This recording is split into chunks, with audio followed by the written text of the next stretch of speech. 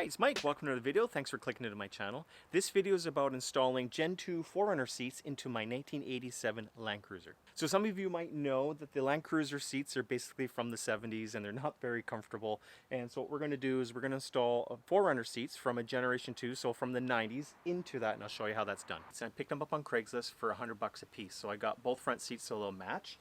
These things are minty, there's not a tear or scratch or anything, so I felt there was worth the money, and I'm sure that if you went to a wrecker you could probably find someone's cheaper. They have a support that goes up and down, that has a side support, and it has lumbar support, so they'll make it really good for off-roading. So I didn't want to change the mounting system on these seats. I don't want to touch these seats at all. I don't want to modify them. I just want a straight plug-and-play system. Unfortunately, these mounts don't line up with what's in the Landcruiser right now, and plus they're actually way more forward. And even if they would, a tall person would never be able to recline the seat all the way back to use it properly.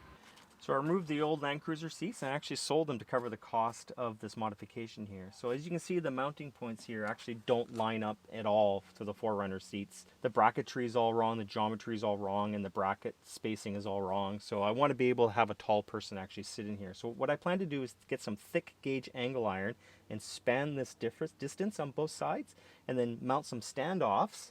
And then the seat can just plop right in and bolt into place, and I don't have to modify the 4Runner seat whatsoever. So this is a pretty simple fabrication project that anybody could do. All you really need is a zip disc, a welder, and some drill and drill bits. And if you had a drill press, that'd be handy too.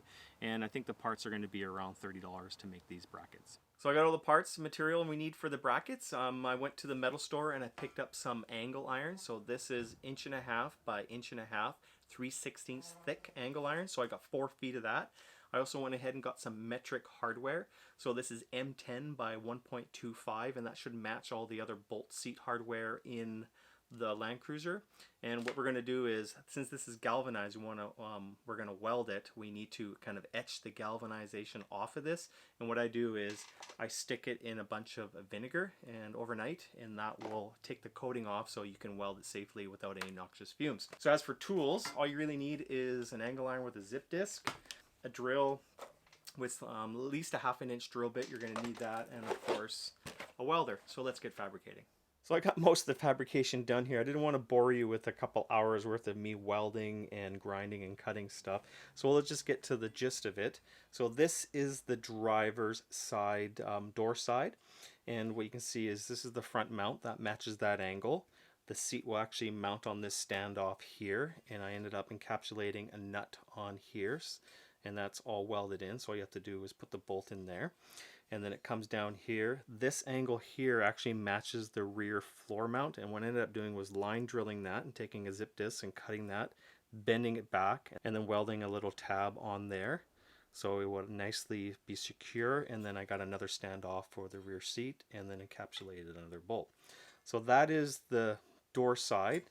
So this here is the actual inside mount, and it's somewhat similar, but what I ended up doing was this is the actual Landcruiser hardware for the seat mount, and I just welded it directly to that mount. So I ground it all nice, got all the paint off, welded it right to the mount. This is the standoff here for the front, and then I went ahead and did the same thing. I took a zip disc, bent that down, reinforced that. And I also did some reinforcement around here to make that all nice and strong and secure. And then that's the rear mount, and similar, I have the encapsulated bolts here and here. So all you need to do is actually just bolt it right to it. So what we'll do is we'll finish welding this all up. We'll grind it nice and smooth, and then we'll give it a shot of paint and we'll mount it.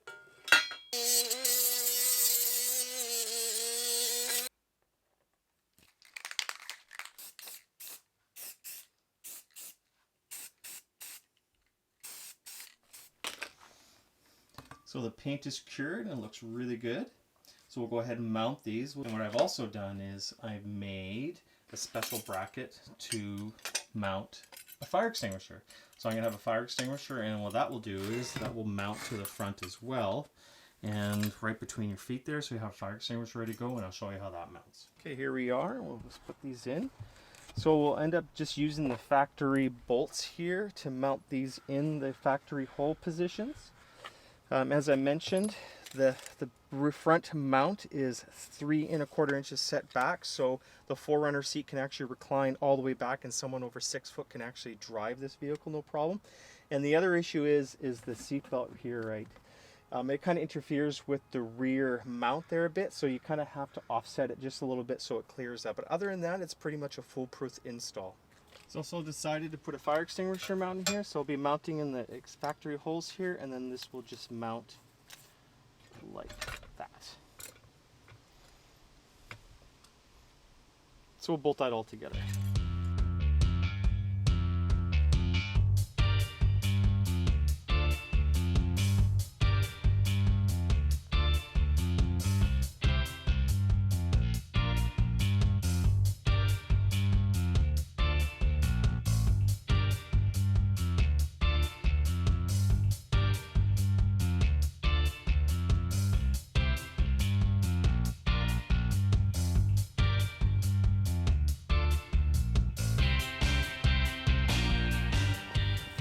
Alright, all mounted up. I'll move it all the way forward. You can see that a 5'2" person could probably drive this no problem. And I'll move it all the way back. I think a 6-foot person could drive this no problem. Be nice and comfortable. I'll probably drive it around here somewhere. The seat's got a lot of adjustability, really comfortable, and I'm in center with the tack. So I'm really happy with this. And this is what it looks like in the back seat. So almost all the way reclined, you still have a lot of leg room for the people in the back seat. So the seats are installed, and it's a good thing because it's getting kind of dark. They fit perfectly, and I think these Gen 2 4Runner seats are a good match for this vehicle. They have a lot of adjustment and should be comfortable for off-roading. If you like this type of video, please subscribe to my channel. I have some more Landcruiser projects coming up. I rebuilt my 12HT engine, and I'll be putting that in. You can see the startup for that. And I also got a full floater rear end, which I'll be putting in. You can see how that goes together. Once again, thanks for watching, and see you in the next video.